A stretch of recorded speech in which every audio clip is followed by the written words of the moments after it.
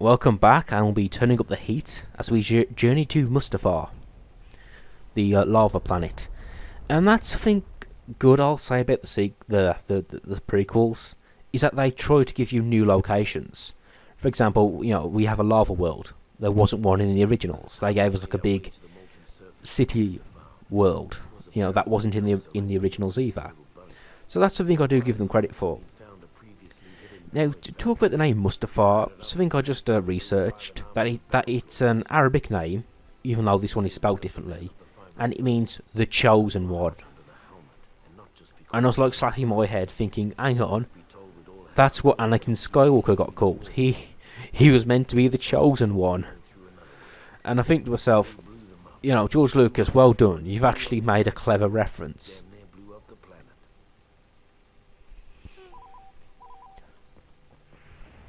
So yeah, this is pretty much a battle. Today we stamp out final remnants of the CIS. Eventually we'll be blowing up a hidden droid factory. But for now, we need to infiltrate and secure that nearby mining. I think they should give the droids their own spin-off show called Crime Scene NCIS.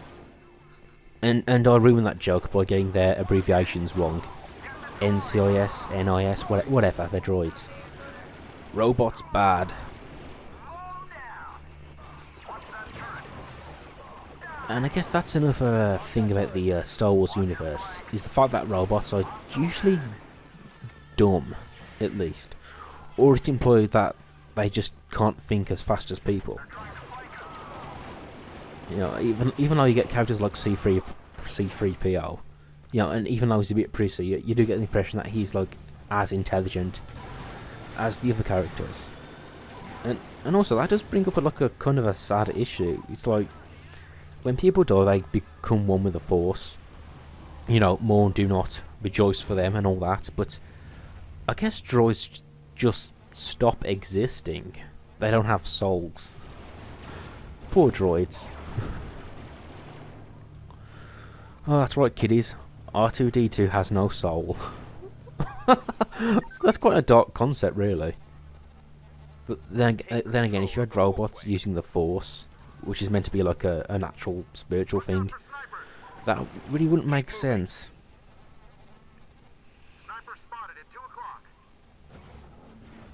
But anyway, we're on the lava planet, which was the setting of what people say is one of the best lightsaber battles in the whole film series.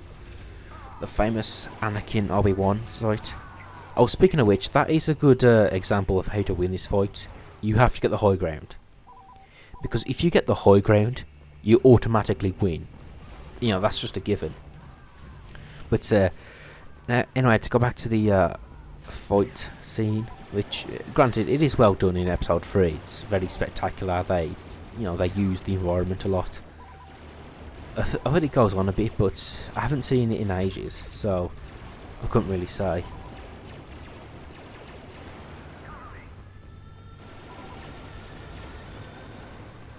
The Magna Guard there. I just want to point out that enemy.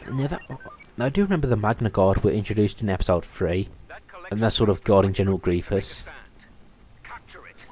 Although, shouldn't they really be using like double-ended electric taser things? Oh, and a pro tip there, shoot out the turrets, because they'll end up picking off your men. Yeah, so this mission here, I'd say it's kind of standard, really. You just capture bases one by one, shoot the enemies. Oh god. Actually, I would say this is one of my least favourite missions, just for the last objective you have to carry out, which can be quite annoying. But you'll see why I hate it in a moment. And again, I do wonder, what's the purpose of this base? I mean, you get areas called the Lava Observatory Room, which are I guess that maybe they're mining something, or there's some mineral there.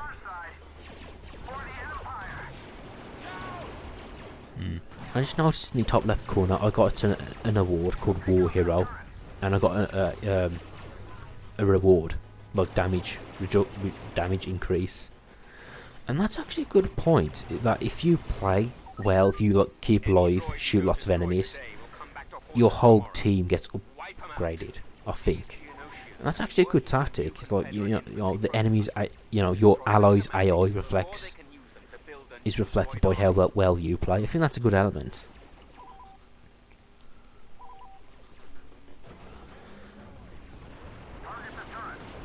And again, something else I haven't talked about is the fact that when you play these levels, they do try and incorporate all the famous furniture from the movies. Like you see here, here's the here's the meeting room where the leaders of the separatists were meeting. Well, which was kind of stupid of the separatists. They really should have been. They really should have seen they were being used. But anyway. Our boys got killed bringing the other beacon. Go out and retrieve it. Take out that turret!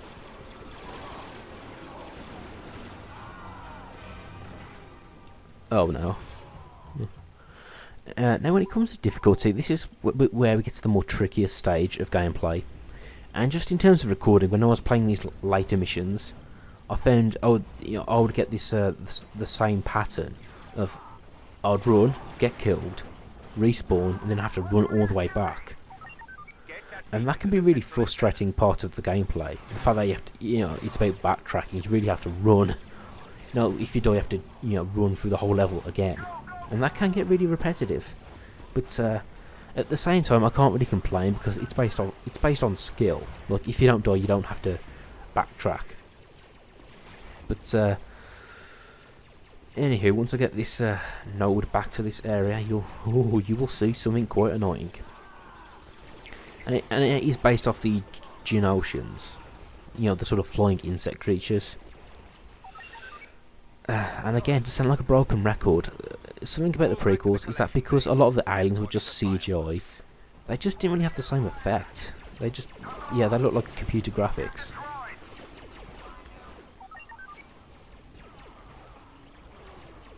It's raining bugs. Kill 'em all. Oh, this fucker. Now, see, this is what I was talking about, the difficult part of this mission. It's shooting this one flying enemy, but the thing is, he flies, and he's very agile. And he does actually have a decent weapon on him, which I found out the hard way. And seriously, you can see in the top corner I've got like 60, 59 enemies, and I'm losing them fast. So, need to take out this guy. Now, a tactic I did try and use the grenades on him, but I don't think that worked. He's too agile. Look, we have an enemy who will actually avoid grenades, and I guess that means we're in trouble. God damn that fucker! You can see when I was playing this level, I barely died. Well, at least I only died a couple of times, but this guy's just taking me out repeatedly. And maybe I just had a spot of bad luck, because, of course, eventually I do take him out, and I think I do it just by going up point blank range and emptying a whole ammo cartridge in his face. See, I'm down to 43. You could so easily lose at this point. And it is rather embarrassing, but oh well. The point is, I got them. I completed the mission, and it was done in a reasonable time. So, yeah, it's done. Good enough. And that's a good point about these creatures. Is that dude, the Clone Wars are over. The droids lost. The droids sucked. And there you go. But I guess the whole point of this little insurgency was, was to get Mustafar into the story mode, because otherwise you wouldn't really have a reason to be here. A battle didn't take place on Mustafar. It was just one fight.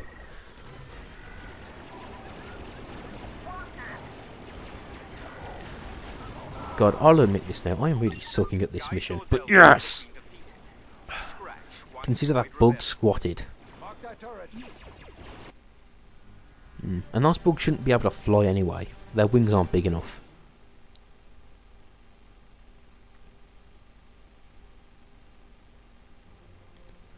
The destruction of the mining So with that, we've got rid of the droids, the last of them. For the first time in years, the men There you go.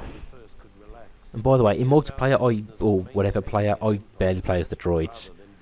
I mean, granted, like I've said before, the droidica, the rolling droids are really cool, but other than that, the droids as a overall are kind of lame.